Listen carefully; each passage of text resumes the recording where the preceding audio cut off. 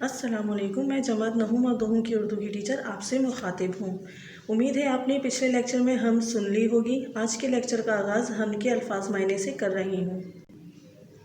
तसव्वुर, ख़याल, देहान, सकत, ताकत, मजाल, हिम्मत, आलम, दुनिया, खपत, इस्तेमाल में आ जाना, बिन तेल, बग़ैर तेल के, तकदीर, किस्मत, बहम, आपस में।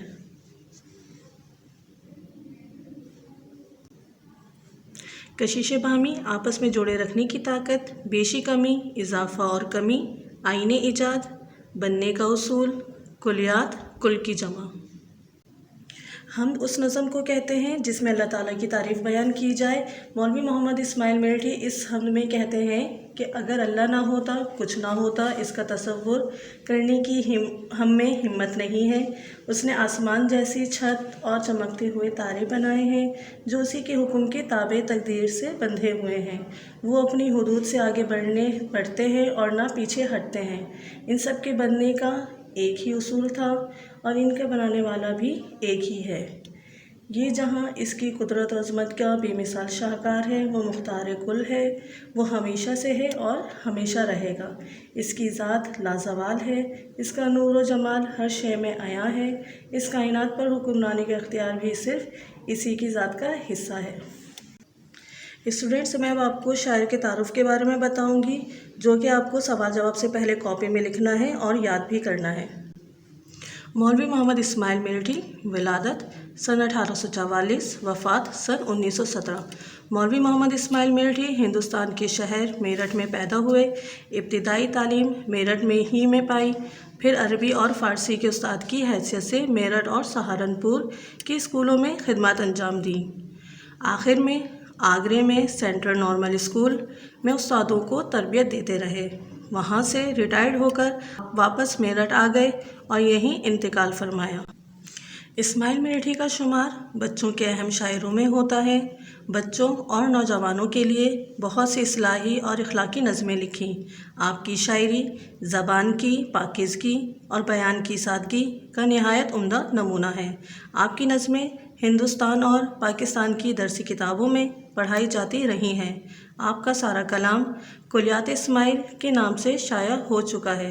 दरसी किताब में शामिल हमद इसी कुलियात से ली गई है।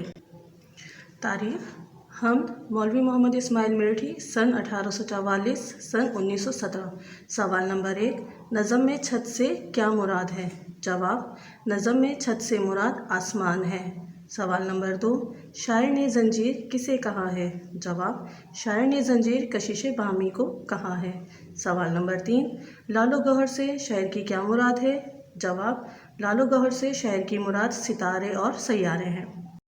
सवाल नंबर 4, अल्लाह ताला की कुदरत किन बातों से ज़ाहिर होती है? जवाब, अल्लाह ताला जो इंसान का खालिक व मालिक है, मगर इसके बावजूद अल्लाह ज़ाहिरी आँख से दिखाई नहीं देता। इसके अलावा अल्लाह की वो ज़ात जिसका तसव्वुर भी मुहाल है और इंसान की इतनी बेसात नहीं कि वो इतनी आला और अरफा ज़ात को समझ पाए। लिहाजा इन हक़ाइक़ की रोशनी में अल्लाह की ज़ात को समझना इतना आसान नहीं। लिहाजा इसके लिए भी रब ताला ने ख़ुद इंतज़ाम किया। इस दुनिया में बहुत सी ऐसी चीज़ें पैदा की, बहुत सी ऐसी इजादात करवाई जिनकी मदद से इंसान अल्लाह की ज़ात को कुछ तो समझ पाए। लिहाजा यही इजादात अल्लाह की कुदरत की निशानियाँ कहलाती हैं। मतलूबा हम में अल्लाह की कुदरत जिन बातों से ज़ाहिर होती है वो ये हैं: छत मतलब वसी और अरीज़ आसमान, बिन तेल के चराग मतलब रोशन चमकते तारे, लालो गौहर मतलब सितारे और सैयारे। इन बातों से अल्लाह की कुदरत ज़ाहिर होती है। मरकज़ी ख़याल हम वो नज़्म जिसमें अल्लाह की हम्दो सना बयान की जाए। इस नज़्म में शायर ने अल्लाह की हम्दो सना कुछ इस अंदाज में बयान की है कि अल्लाह की ज़ात मामराए अक्ल है। इंसान के तसव्वुर में भी नहीं आ सकता कि अल्लाह की ज़ात क्या है। लिहाजा इंसान अल्लाह के मज़ाहिर कुदरत पर नज़र करके इस ज़ात के बारे में कुछ अंदाज़ा ज़रूर लगा सकता है। जैसे अगर आसमान को देखें तो झिलमिल करते तारे अल्लाह की वहदानियत, अल्लाह की ज़ात की दलील बनते नज़र आते हैं کہ بنا کسی سہارے کے کس طرح دھرے ہیں، بنا کسی تیل کے کس طرح روشن ہیں۔ اسی طرح زمین کی طرف توجہ کریں، لعل و گوہر مطلب سیارے، درخت، پہاڑ، سمندر اپنے خالق کی خود گواہی دیتے ہیں کہ سب کس طرح اپنے نظام کے تحت حدود کے اندر رہتے ہوئے کام کر رہے ہیں۔ بھلے ان کو چلانے والی ذات نظر نہیں آ رہی، مگر پورا عالم گواہی دیتا ہے کہ اللہ کی قدرت ہی ہے جو سب چلا رہی ہے۔ اس کے علاوہ کوئی چاہ کے بھی انہیں چلا نہیں سکتا، کیونکہ یہ سب کرنا صرف اللہ کو زیب دیتا ہے۔ تصور تیری ذات کا ہے محال، کسے یہ سکت اور کہاں یہ مجال۔ حوالہ، یہ شعر ہم سے لیا گیا ہے، اس کے شاعر مولوی اسماعیل ملٹری ہیں۔ اس شعر میں شاعر اللہ کی حمد و ثنا، عظمت و بڑائی نہایت خوبصورت انداز میں کر رہے ہیں۔ تشریح: اس شعر میں شاعر اللہ تعالیٰ کی وحدانیت اور بڑائی یوں بیان کرتے ہیں کہ اے رب، تیری ذات ورا الورا ہے، تیری ذات اور قدرت کے نظارے اس قدر حیرت انگیز ہیں کہ وہ انسانی سوچ میں آ ہی نہیں سکتے، یعنی انسانی سوچ سے بالا تر ہیں۔ الغرض تیری ذات ورائے عقل ہے، تو انسانی عقل سے لاکھ درجے اعلیٰ و ارفع ہے۔ دکھائی بھی جو نہ دے، نظر بھی جو آ رہا ہے، وہی خدا ہے۔ چراغ ایسے روشن جو بن تیل ہیں، یہ تیری ہی قدرت کے سب کھیل ہیں۔ حوالہ: یہ شعر ہم سے لیا گیا ہے، اس کے شاعر مولوی اسماعیل ملٹری ہیں۔ اس شعر میں شاعر اللہ کی حمد و ثنا، عظمت و بڑائی نہایت خوبصورت انداز میں کر رہے ہیں۔ تشریح: شاعر کہتے ہیں کہ یہ تمام تارے چراغ کی مانند ہیں جو بنا کسی تیل یعنی بنا کسی روشن کرنے والی چیز کے روشن ہیں۔ اے رب، سب تیری قدرت کے ہی نظارے ہیں، یہ سب کچھ تیرے لیے بہت آسان ہے، یعنی سب کچھ تیرے حکم سے ٹھیک ٹھیک بنا کسی سہارے کے ہو جاتا ہے۔ آج سائنس بھی اس بات کو تسلیم کرتی ہے، یہ سب اللہ تعالیٰ کی قدرت کے مظاہر ہیں۔ ہے ان سب کا آئین ایجاد ایک، ہنر ایک ہے اور استاد ایک۔ حوالہ: یہ شعر ہم سے لیا گیا ہے، اس کے شاعر مولوی اسماعیل ملٹری ہیں۔ اس شعر میں شاعر اللہ کی حمد و ثنا، عظمت و بڑائی نہایت خوبصورت انداز میں کر رہے ہیں۔ تشریح: اس شعر میں شاعر اللہ کی حمد و ثنا اور بڑائی یوں بیان کرتے ہیں کہ کائنات کی ہر ایک شے کا خالق و مالک اللہ ہے۔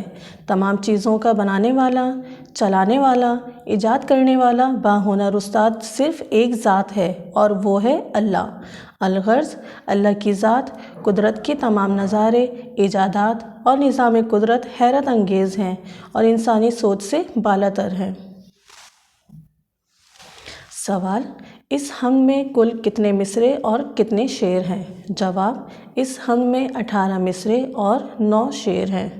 سوال: کسی اور نظم کا ایک شعر لکھ کر مصرع اولی اور مصرع ثانی کی نشاندہی کیجیے۔ جواب: قوت عشق سے ہر پست کو بالا کر دے، دہر میں اسم محمد صلی اللہ علیہ وآلہ وسلم سے اجالا کر دے۔ شعر کے پہلے مصرعے کو مصرع اولی کہتے ہیں، شعر کے دوسرے مصرعے کو مصرع ثانی کہتے ہیں۔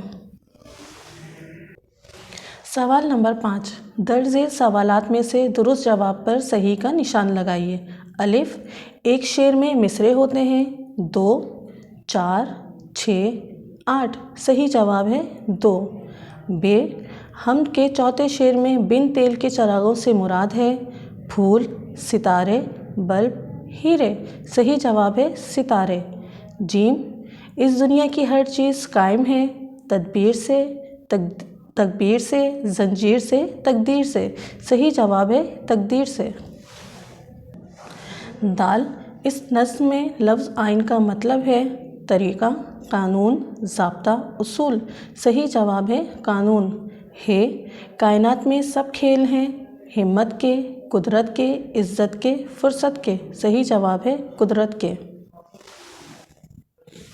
آج کا لیکچر یہیں پر ختم ہوتا ہے۔ دیا گیا کام یاد کرنے اور مکمل کرنے کے بعد مقررہ تاریخ میں اسکول میں جمع کروا دیں۔ شکریہ۔ اللہ حافظ۔